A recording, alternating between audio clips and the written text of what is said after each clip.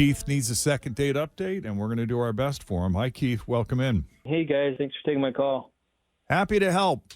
Let's start from the beginning. Tell us how you met Julia and how the first date went. We'll go from there. Yeah, so I met Julia at a Bengals tailgate. Super cute. Kind of shy, which I actually thought was pretty endearing. Beautiful eyes. And just, the more we talked, the more she loosened up, and eventually I got her number. And I figured, a couple days later, I'd call her up, and ultimately led to some drinks.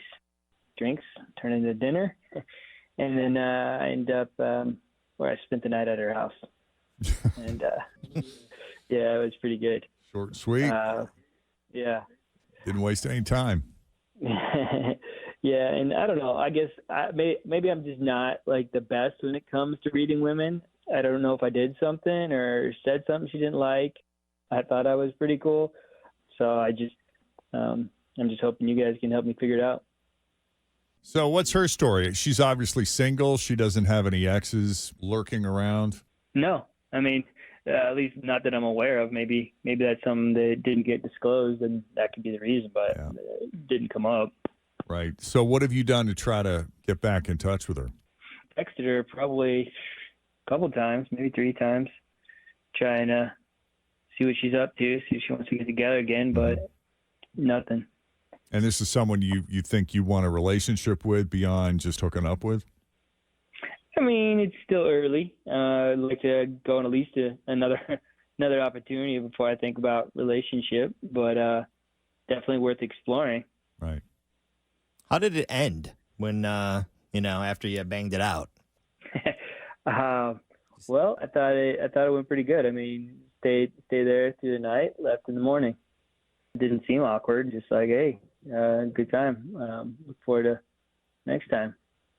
And she concurred? She seemed open to it. Okay. Right. All right. Why don't we take a break? When we come back, we'll call her up and see what her deal is. Second date update continues. The road has been fairly easy for Keith up until now. He met Julia at a Bengals tailgate, got her number, called her up a couple days later, hung out for drinks, which led to dinner, and he ended up back at her place where they hooked up. There was hope, at least on his part, to see her again. Seemed to think there was some mutual attraction there, but as these things often goes, reached out 2 or 3 times, no response from her. To his knowledge, there's no ex or no one else lurking in the background that may be distracting her, since he admits that he's not the sharpest guy when it comes to reading women. He's asking for some help, and we're going to call Julia and see if we can get some feedback from her and see what she's been up to and if there's any chance of a second date. You ready, Keith? I'm ready. Let's do it.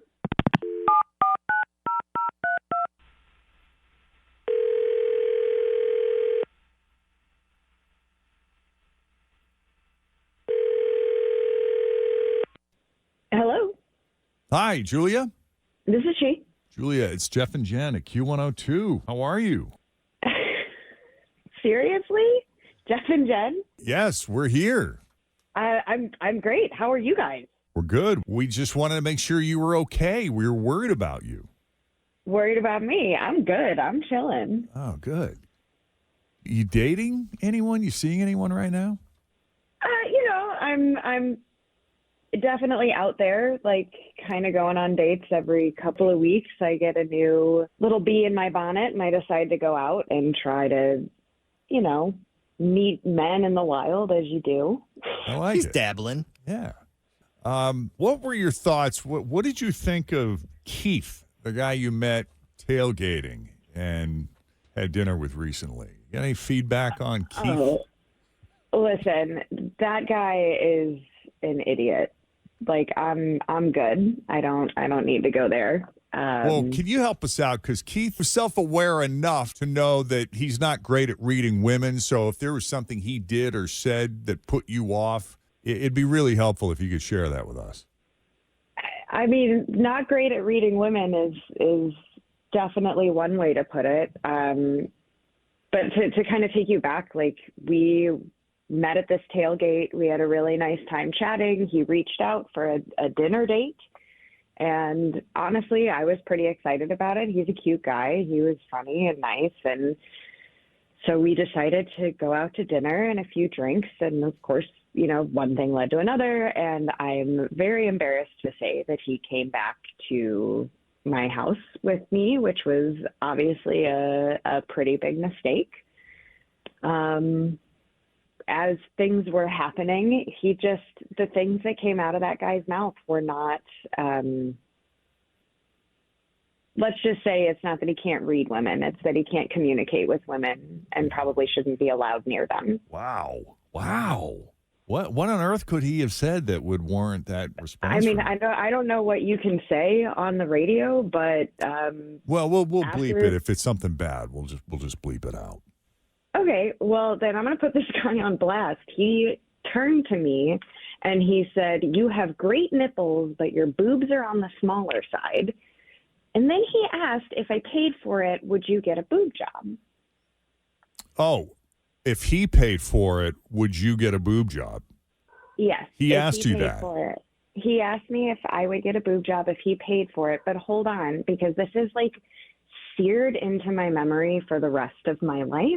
He said the phrase verbatim, "I like me a girl with big titties." I'm sorry. I shouldn't be laughing. I'm just, the absurdity of it is,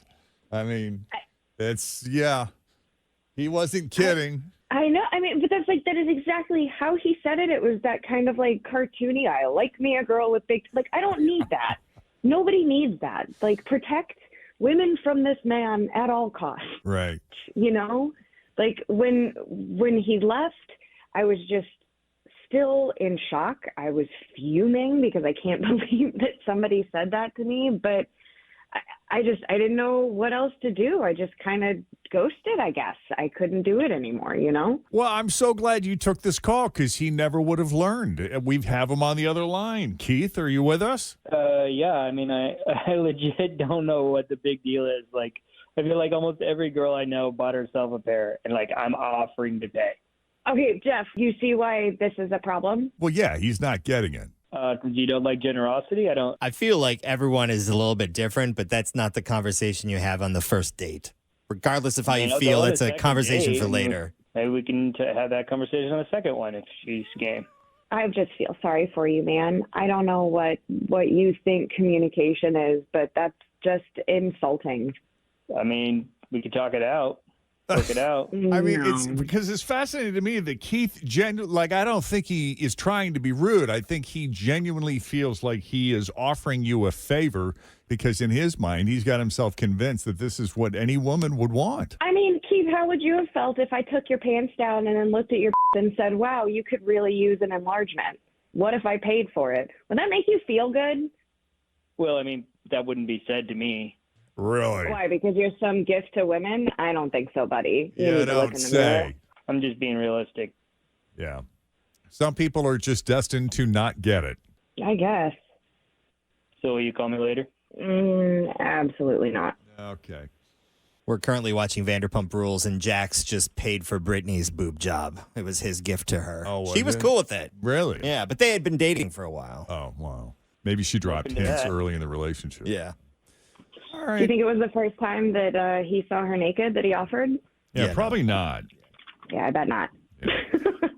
Well, thank you for having the conversation with us. That may have been lost on Keith, but hopefully there are others out there who maybe needed to hear that and can benefit from your perspective. Now there's more people who know that there are trash people like that and that they don't have to put up with it. So thank you for helping me share my ridiculous story so that no one else has to deal with it. And maybe not offer that on the first date.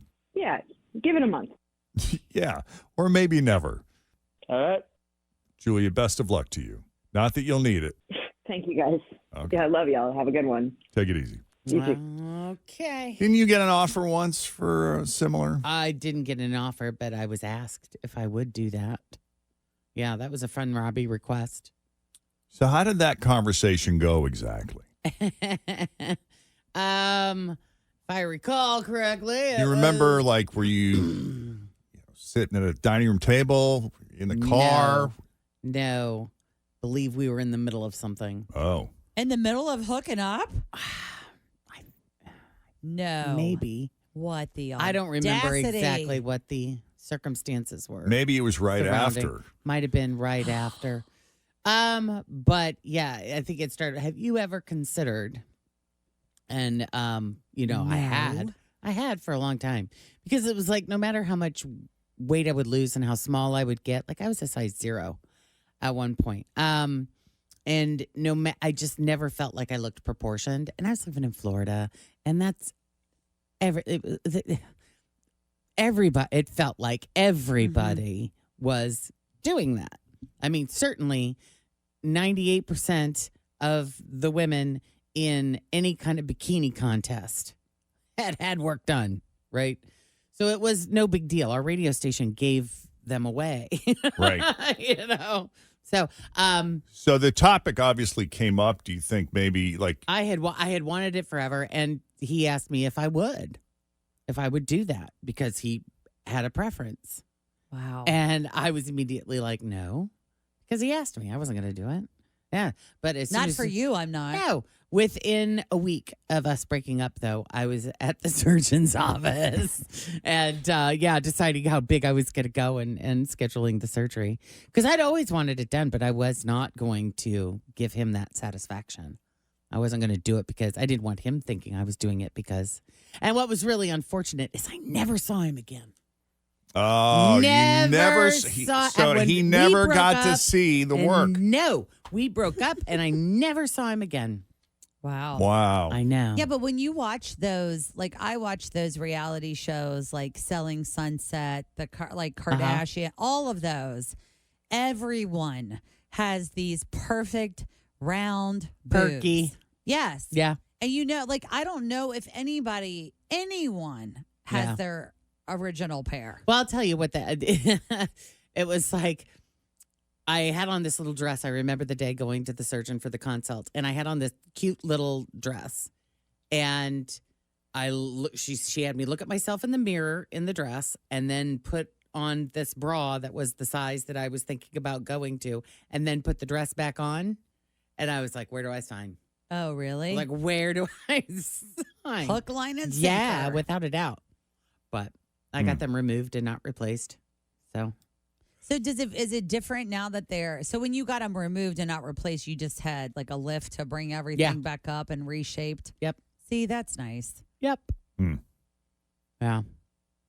Well, They were, Boobs are so funny though. I had some because fun with those. You can't wait to get them.